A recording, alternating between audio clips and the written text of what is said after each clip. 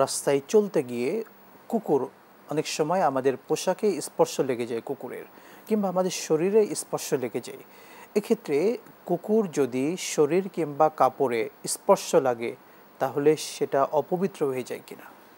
মোহতারাম, সুন্দর একটি প্রশ্ন করেছেন। যদি শুধু কুকুর স্বাভাবিকভাবে লাগে শরীরের সাথে বা কাপড়ে, এতে কাপড় নাপাক হবে না এবং এটা কোনো সমস্যা হবে না।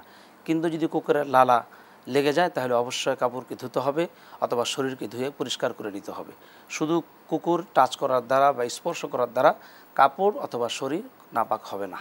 আরেকটি বিষয়, কুকুরের ক্ষেত্রে স্বাভাবিকভাবে কিন্তু যদি তার শরীরে কোনো ভেজা না থাকে, যদি এমন হয় যে ভেজা আছে বা বিভিন্ন নোংরা দৃশ্যমান যেটি, অর্থাৎ তার শরীরে হয়তো অপবিত্রতা আছে, এক্ষেত্রে ব্যাপারটি কী হবে? হ্যাঁ, যদি কুকুরের শরীর ভেজা থাকে, যদি আমি দেখতে পাই বা সেটা দৃশ্যমান হয়, দৃশ্যমান কোনো নাপাক, হ্যাঁ দৃশ্যমান নাপাক, তাহলে অবশ্যই কাপড় অথবা শরীর ধুয়ে নিতে হবে।